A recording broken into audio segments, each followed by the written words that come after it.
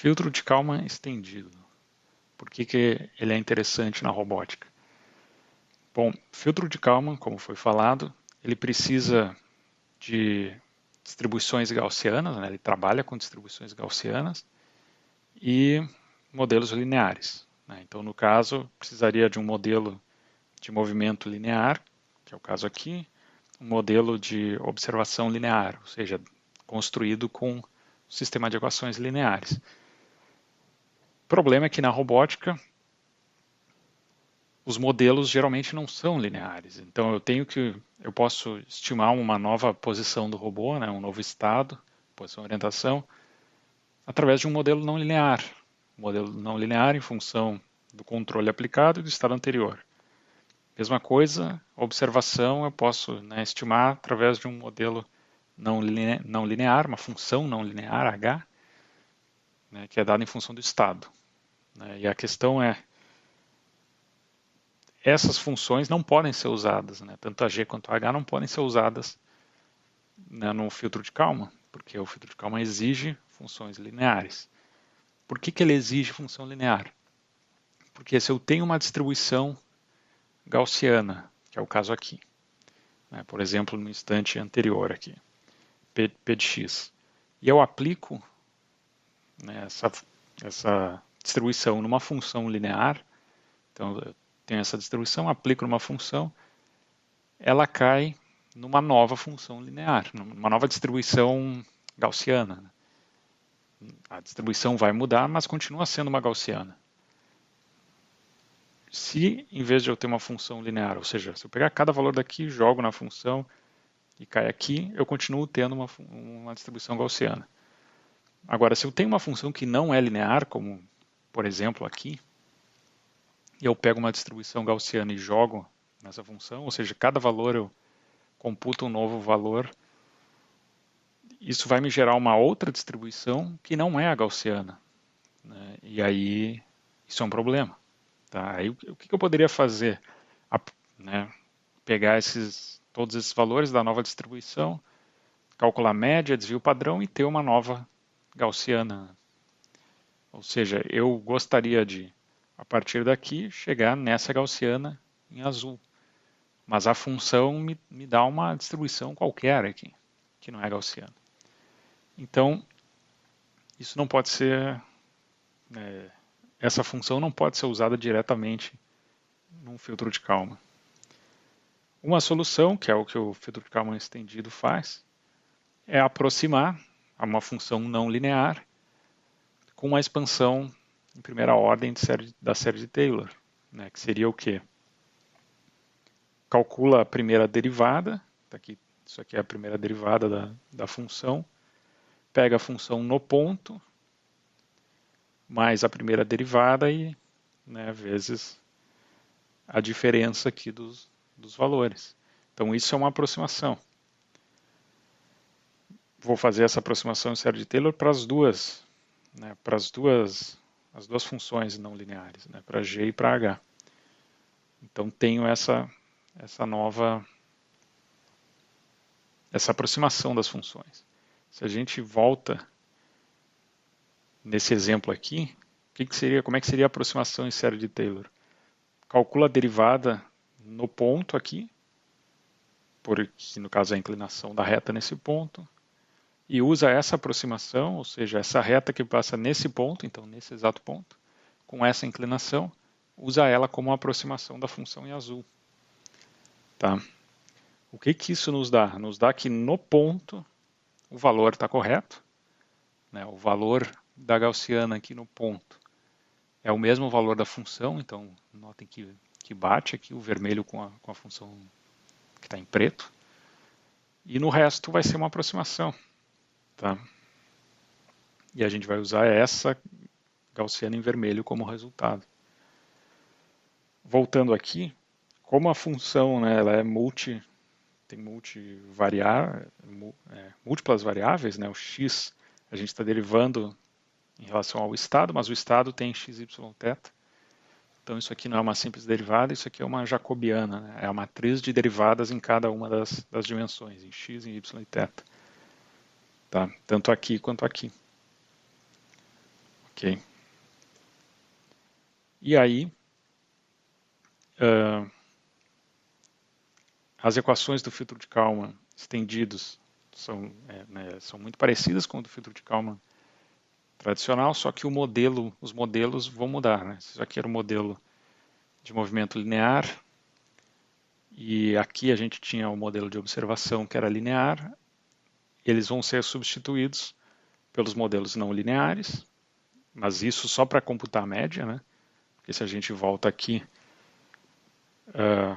na média a gente pega o valor no ponto da função, então pode ser o valor da função não linear.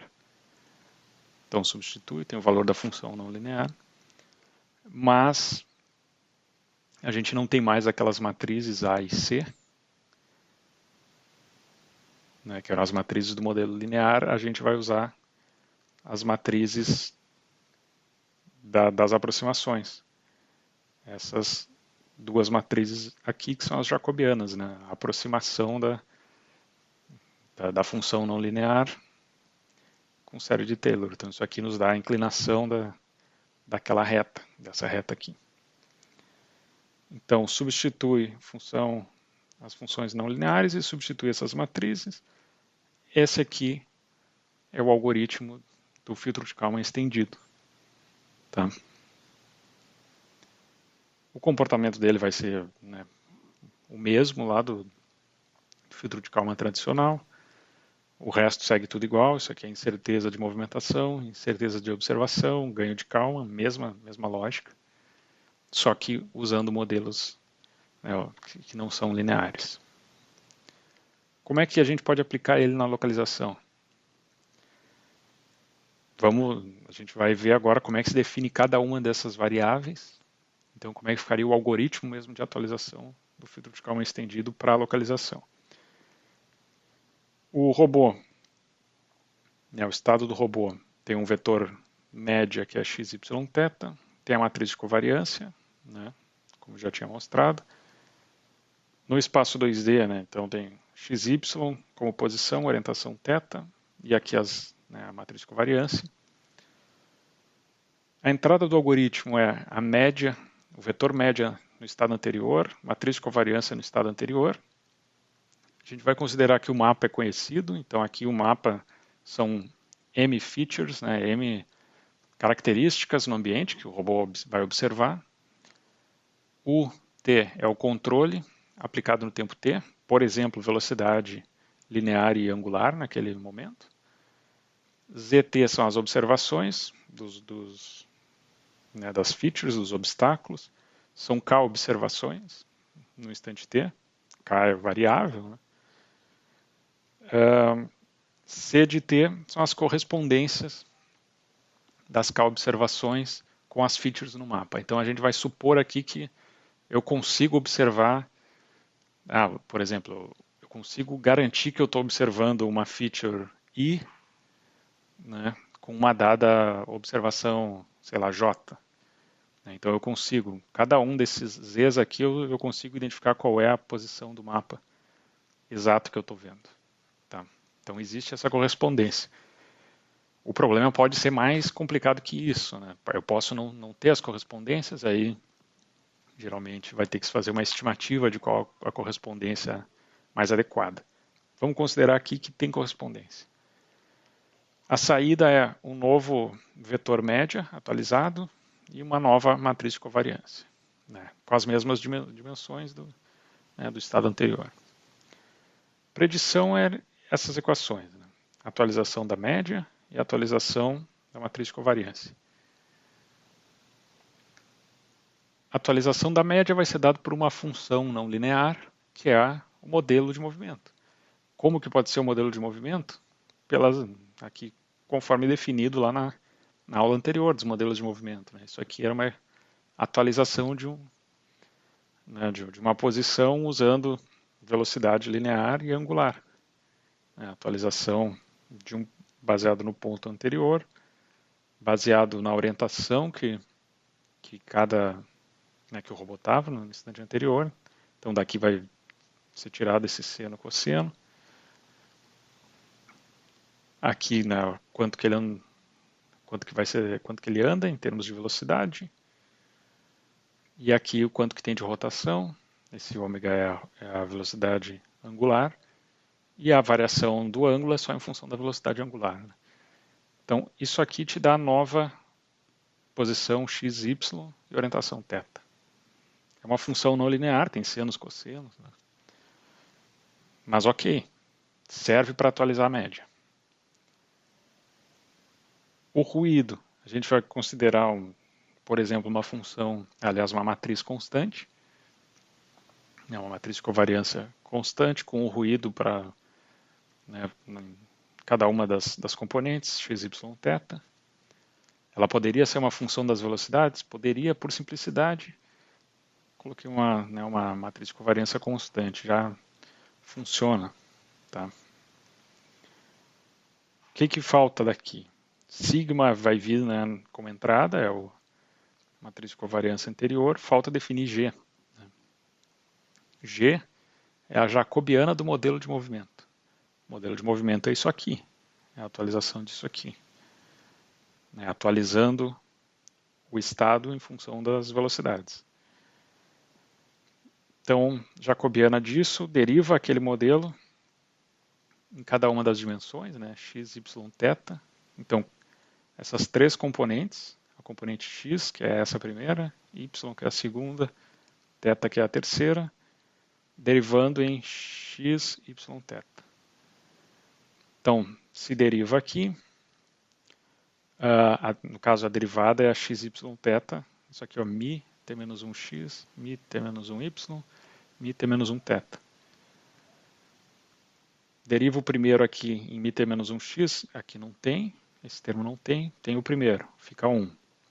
Derivar em y, não tem, fica 0. Derivar em θ, aí sim, aí tem os senos e cossenos, tem que derivar.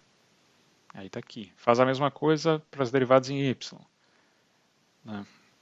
Primeiro deriva, aliás, para a componente y. Deriva em x, não tem, fica 0. Deriva em y, tem, fica 1, é esse termo. Deriva em θ, tem que fazer as derivadas aqui dos cossenos. Fica senos. Né? E aí as últimas, deriva em θ, em x, y, θ, essa última linha. Não tem x, não tem y, mas tem θ. Fica 0, 0 e o θ é o próprio 1, né, que é isso aqui. Então, isso aqui é a jacobiana do modelo de movimento. É simplesmente as derivadas desse vetor aqui. Tem então, uma matriz 3 por 3. Multiplica essa, né, G pelo sigma, por G transposto, soma RT, tem a covariância nova. Ótimo. Correção. A gente precisa computar esse H, precisa depois computar o K. Vamos por partes. O H, né, é para uma observação. Isso aqui é importante, no algoritmo realiza uma correção para cada observação de Z de T, então dá para quebrar isso aqui. Né, vamos supor que no mesmo instante T eu consigo fazer K observações, eu quebro a correção para cada uma das observações. Né, então, para cada uma das I observações em Z de T. Então, a gente vai considerar o exemplo aqui para uma observação só. Por exemplo, uma observação só, esse modelo, né, de observação, a partir do modelo a gente pode estimar, que é o que está aqui com o chapéu, né, esse Z chapéu, seria qual um alcance e uma orientação, né, um range, um bearing, estimados considerando a posição do robô e o mapa. Então daqui a gente vai tirar o que o robô deveria estar enxergando, considerando que ele está no estado Mi, Mi de T com essa barra, ou seja, o estado pós-predição. Supondo que ele está nesse estado e o mapa é dado por M, qual a observação que ele deveria fazer? Aí como calcular?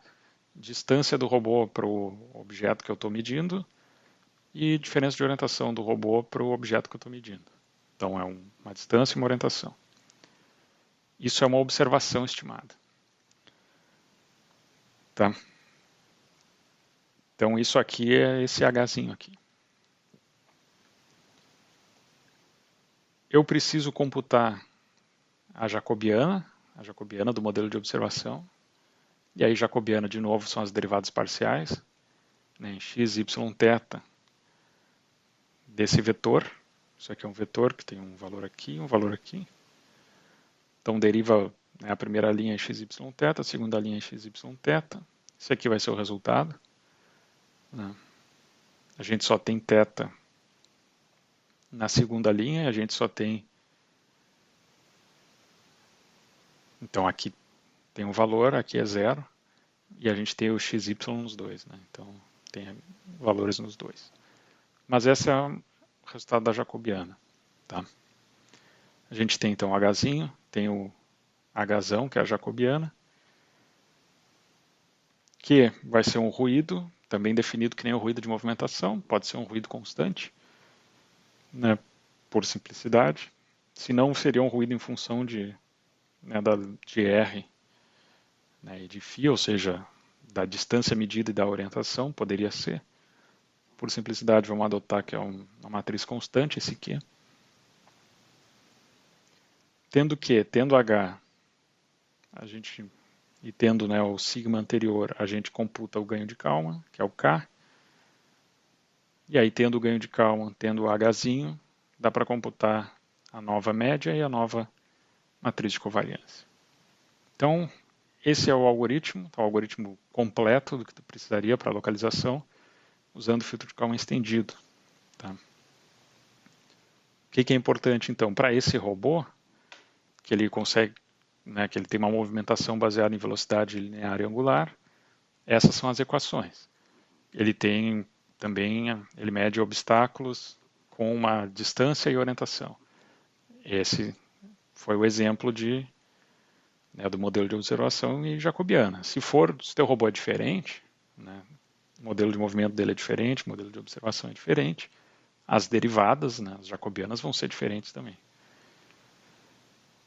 Mas, que a gente só para conferir aqui no final, só para a gente ver, né, é uma forma de verificar que as definições estão corretas. O estado do robô, nesse nosso exemplo, né, ele é 3 por 1. Né, ele é um vetor, x, y, θ. O resultado do modelo de observação também tem que ser. Né, então, se a gente voltar lá atrás, era um vetor, o x, y, θ. A predição é matriz de covariância, uma matriz 3 por 3. O estado anterior é 3 por 3, o ruído era 3 por 3. A jacobiana de algo que era 3 por 1, derivando, né, em cada um dos estados, x, y, θ, dava 3 por 3. Então, isso aqui também está tudo ok. Vamos para a correção. Observação, do jeito que foi definido ali, é um vetor de 2 por 1, né, porque ele tem uma distância e uma orientação, então é 2 por 1. O modelo de observação também, né, é 2 por 1, conforme definido. Então, uma subtração de vetores, tamanho 2, é um vetor de tamanho 2. A posição do robô é 3 por 1, logo tudo isso aqui tem que ser 3 por 1 também. E aí, para fechar, né, se eu tenho alguma coisa vezes um 2 por 1 e eu quero que dê um 3 por 1, o K é 3 por 2. E aí depois a gente vai confirmar que o K é 3 por 2. Aqui é, né, a mesma coisa. Sigma é 3 por 3. A jacobiana aqui né, de H, que é o H maiúsculo, era 2 por 1, mas eu estou derivando em x, y, θ, então fica 2 por 3. Eu preciso ter algo que é 3 por 3 para poder somar aqui, né? No caso subtrair. Então o K vai ter que ser 3 por 2. Ok. E aqui é, né, a obtenção de K.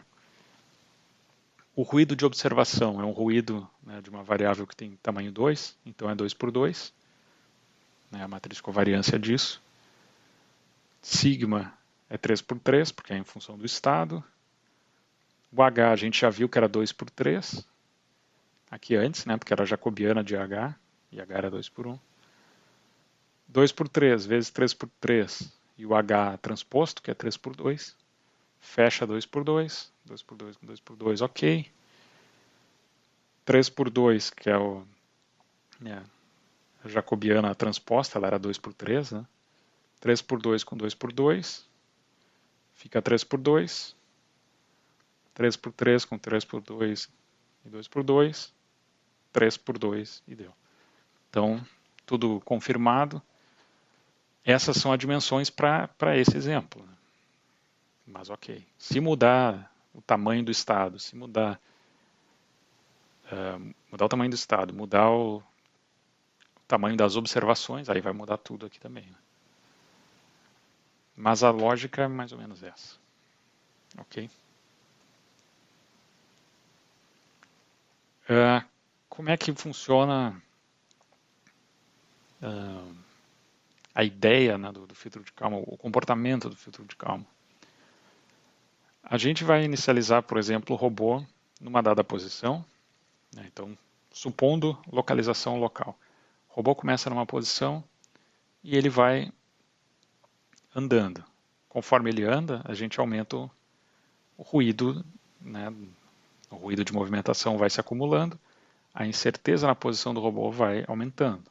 Foi aumentando. Notem que até aqui ele está andando, o robô começa aqui e vai andando. Não observou nada. Tá? Se ele não observa nada, ele não pode corrigir. Então a incerteza aumenta.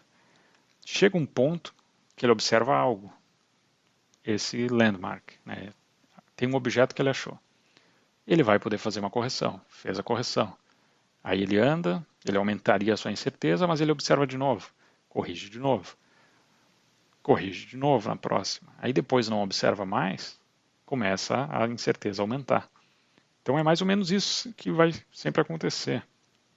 Se constantemente o robô enxergar coisas, objetos, características distinguíveis que ele consiga, né, identificar com boa certeza, ele consegue se localizar. Se ele não enxerga nada, a incerteza só aumenta.